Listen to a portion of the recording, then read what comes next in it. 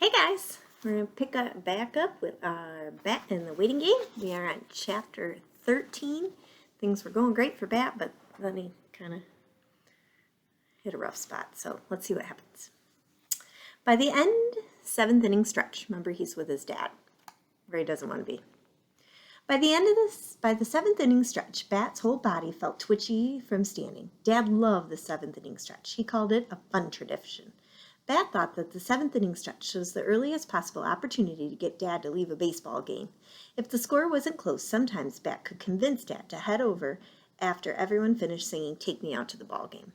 The 7th inning stretch happened after one team had had its turn at bat and before the other team came to hit. All the players left the field and everyone in the stands got to their feet. The big screens lit up with lyrics to the song and the organ music began playing loudly throughout the PA system. Then a little animated baseball bounced along the words, just in case anyone didn't know how the song went. Dad dropped his arms across Bat's shoulder and began to sway back and forth to the tune, swaying Bat along with him. "Take me out to the ball game," sang the crowd all around Bat. Down in the field, a mascot, a man in a giant bird costume, jumped around, waving his wings to encourage the crowd to sing louder. "If they don't win, it's a shame," boomed Dad. Bat folded his arms across his chest and wished he had his earmuffs. At last the song was over and everyone settled back into their seats. The score, Bat saw on the big lighted scoreboard, was 3-2. The home team was winning. There was no way Dad would want to leave yet. Still, it was worth a try. "If we go now, we could beat the traffic out of the parking lot," Bat said. "And miss the end? No way," Dad said. "Hey, do you want another hot dog?" Bat shook his head. He had already eaten 2 hot dogs and a bunch of popcorn and was feeling slightly sick. He slumped down in his seat, resigned to staying for the rest of the game. Dad straightened his baseball cap on Bat's head, which was the exact match to the cap Dad was wearing, and which Dad had just given him that day. "You know, Sport, you could try a little harder to enjoy the things I'm interested in." "It's a good talent, learning to appreciate other people's interests." "Well," said Bat, "you don't try very hard to appreciate my interests." "You haven't even met Thor, and he's the most interesting thing in my whole life." Dad didn't say anything for a while. The teams jogged back onto the field and took their positions.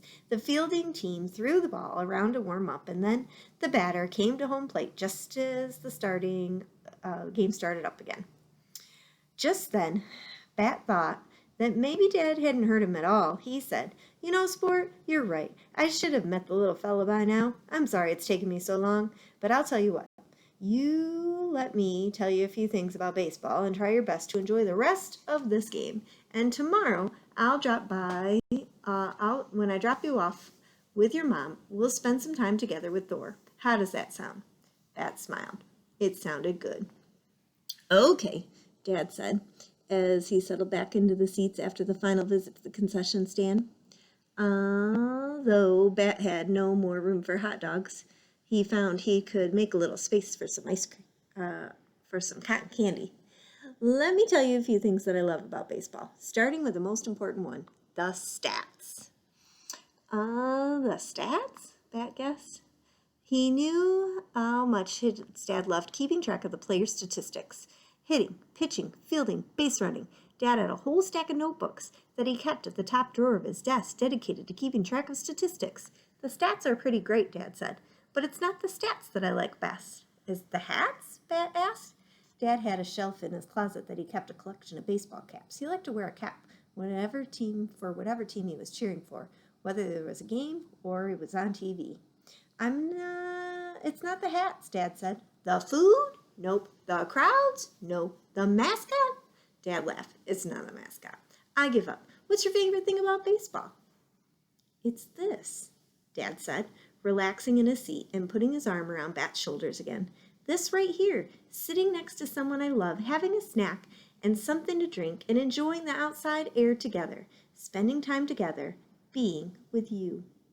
Bat could point out to Dad that he could do most of these things back at the apartment or at the park. It didn't have to be at a baseball game. Technically, Dad's argument was flawed, but instead of pointing this out, Bat paid attention to the pleasant warmth and the weight of Dad's arms across his shoulders.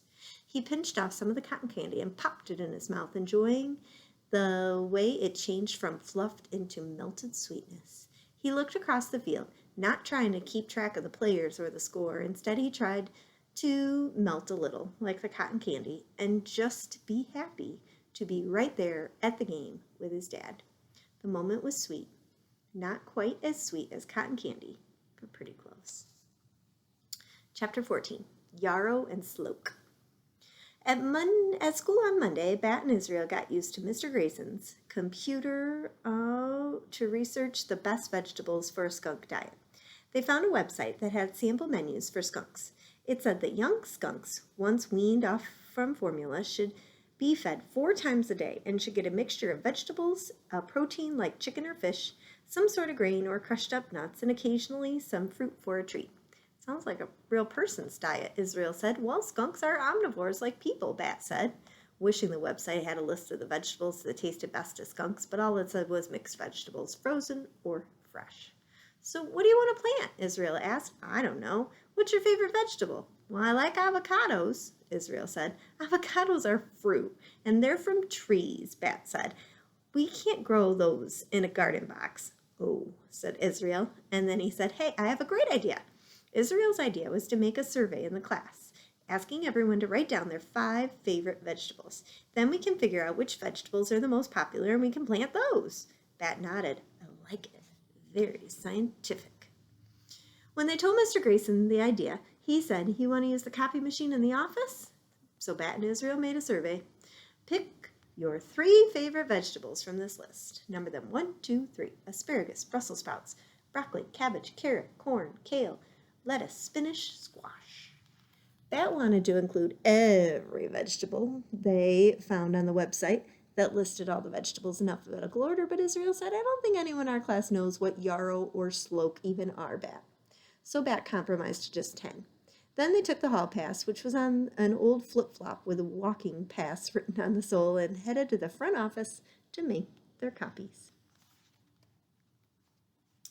Well, hello, boys, said Principal Martinez. What can I do for you? Hi, Principal, said Israel. Mr. Grayson said we could use the copy machine. Look, we're doing a survey. I see, said Principal Martinez, as he gave her the sheet they'd written up. Very interesting. Do you need me to show you how to work the machine? No, said Bat. I know how. My mom has a copy machine at her clinic, and she sometimes lets me use. Okay, said the principal. Well, good luck with your survey. Thank you, said Israel. And Bat was already on his way to the machine. Bat, you should have said thank you, Israel whispered to him loudly as Bat entered 16 in the number of students in the class into the copy machine's display. Do you think 16 copies is enough? Bat asked. Make it 18, just in case. Bat made 18. He and Israel stood next to each other, and they watched the identical copies of the survey emerge one by one from the machine. It was, Bat thought, very satisfying. Also, Bat loved the way working copy machine smelled. Hot, kind of rubbery, important. And when the machine was done, Bat looked at the copies plus the original and tapped the papers into a neat stack. There. I wonder what the winner will be, Israel said as they walked back to class. I hope kale is in the top 3, Bat said. Why? Do you like kale? Not really, but my mom says it's got a lot of vitamins in it, and I want Thor to be extra healthy. When they got back to class, Mr. Grayson said, Okay, everyone, attention. We have a special activity, Bat. Israel, want to tell us about it? Bat opened his mouth to talk, but nothing came out. It was as if standing in front of the whole class, everyone staring at them, he'd forgotten how to speak. Luckily, Israel remembered. Bat and I are going to plant a garden to grow food for Thor, the skunk Bat's raising. We want everyone to vote on which vegetables we should plant. So everyone, take a survey and mark your 3 favorite vegetables. And then he nudged Bat, who was holding a stack of surveys, jolted into movement. Bat passed them out. He gave one to Mr. Grayson and one to Israel, and he kept one for himself. Back at his desk in his own survey, Bat numbered kale, broccoli, and corn as 1, 2, 3. When everyone was done, he and Israel walked around the room and collected the surveys. Okay, so Mr. Grayson, when you've tallied the results, let us know the winning vegetables. Then it was time for recess, and everyone went outside. Bat stared down at the stack of surveys, smiling. They were going to make a skunk garden. Chapter 15, Thor's Garden.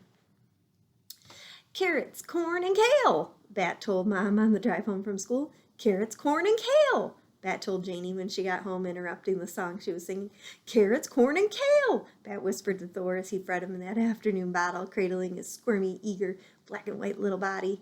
Thor was getting strong, Bat noticed. He filled Bat's hands now, and his sniffing snout pushed into Bat's palm as he searched for the bottle. I think your friend is ready for some solid food, Mom said. She was in the kitchen with Bat, drinking a cup of tea and watching him feed the kit.